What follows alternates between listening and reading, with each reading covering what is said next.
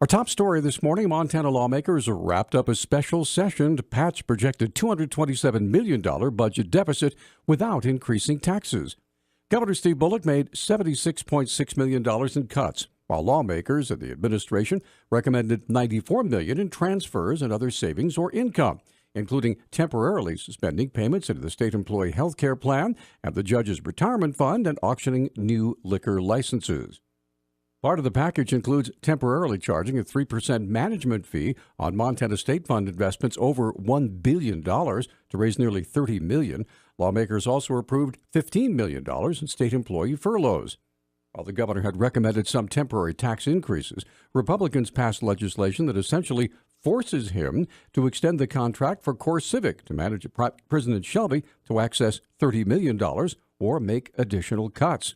The House adjourned just after 1 o'clock this morning. Speaker of the House Austin Knudsen, House Majority Leader Ron Ely, and House Pro Tem Greg Hertz released the following statement, and I quote, "Republicans came here with the message that raising taxes on hardworking Montanans is not an option. Republicans remained united and strong in standing up for Montana taxpayers. We worked with the governor and given him all the tools he needs without raising taxes, $230 million, including refilling the depleted fire fund." The fact is, the governor didn't have a plan when he called us here. This is still a quoting. He wanted to force us into a corner to raise taxes without taking any action on his part to mitigate what he calls a crisis. The legislature came to town with our work boots on. We got creative and looked to expand the opportunities to find the best deal for Montana taxpayers, while keeping in mind all those who utilize government services. End quote. Montana Political Practices Commissioner Jeff Mangan has dismissed a complaint involving a Missoula man that paid to boost Facebook posts during the recent mayoral election.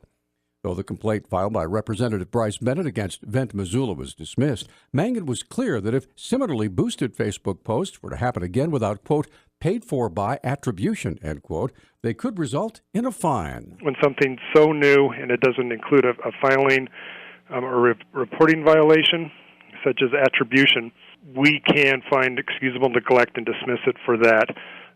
Basically, it's like a one-time only, and we're putting everyone else on notice that in the future, in this case, all social media posts that are election or electioneering communications need to be properly attributed. A similar complaint against the Missoulian newspaper did not result in an excusable neglect dismissal. Mangan says sources like the Missoulian and KGVO Radio are legitimate or bona fide press, though the decision does not explain how such status is granted. Legitimate press, like the Missoulian, they do it, and there is an exemption for the press under federal statute, and it's a little bit different, though, on social media. So if it's a bona fide, if you take a look at the exemption, we'd have to determine whether or not either the website or in that case, the press was a legitimate, a bona fide entity. The dismissal decision covers a wide range of ground, even going so far as to tally up the number of Facebook followers of Vent Missoula. And you can read more about that, by the way, on John King's excellent story on our newscast, on our website at newstalkkgvo.com. Missoula police responded to a 911 call just before 10 o'clock yesterday morning involving an active shooter in a hotel. Police Public Information Officer Travis Welsh explains. 911 received a call from a male who reported that there were people trying to kill him and that he was shooting at them. He reported that he was a guest in a motel on the east end of Broadway and that these people that were trying to get to him were in the walls of his room and speaking to him through vents in the ceiling. 911 dispatch was able to convince the man to stop firing and to listen to police, who determined the man had in fact fired a weapon multiple times. We did recover a small caliber weapon from the room and also observed evidence that he had in fact been firing the weapon. The good news here is that he was on a second floor room and there was no room above him, and there was also nobody in the room below him. The man had been taken in for questioning, but as of noon, no charges had yet been filed. He has not yet been identified. Police in Minnesota say the father of a toddler who accidentally shot himself with his dad's loaded handgun has been arrested here in Montana. The 3-year-old boy survived the gunshot wound at his home in St. Cloud on Monday. Police say the child found the loaded weapon, which had been left within his reach, and pulled the trigger. Police have been looking for the boy's 28-year-old father since the shooting. He faces possible charges of negligently storing a firearm and being a felon in possession of a gun. Authorities say he was arrested yesterday during a traffic stop in Miles City. Police say the boy is in stable condition. Well, if the phone rings and someone identifying themselves as a county sheriff's deputy demanding instant payment because you failed to report for jury duty, hang up. It's a scam.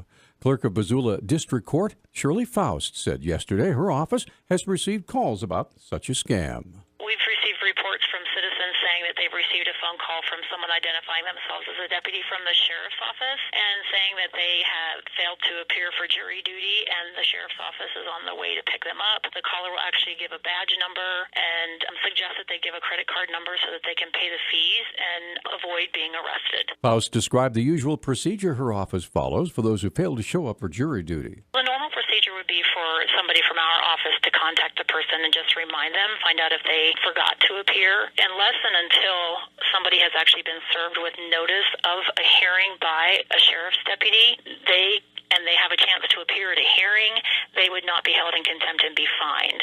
And in case you might think that only registered voters get called for jury duty, think again. The jury lists are compiled from voting lists and driver's licenses. So if somebody doesn't vote because they don't want to be called for jury duty, that doesn't mean you're exempt.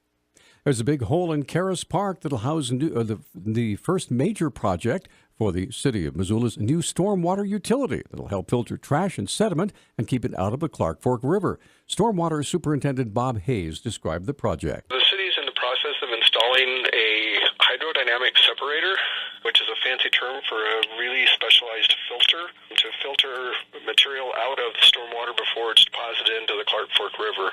And so folks have been using Brennan's Wave over the last few years and seen beer cans and coffee cups and cigarette butts and so on and so forth coming out of the outfall there at the river. Those things they won't be seen anymore once this is installed and in place. Hayes describes the hydrodynamic separator. The hydrodynamic separator that we're installing is 12-foot in diameter and 22-foot tall. The project cost to install that's about $220,000. And the company that's the supplier for this particular one is called Contech Engineered Solutions, and they're based out of Ohio. Our News Talk time is 6:12. News Talk, KGVO. Missoula's official weather station.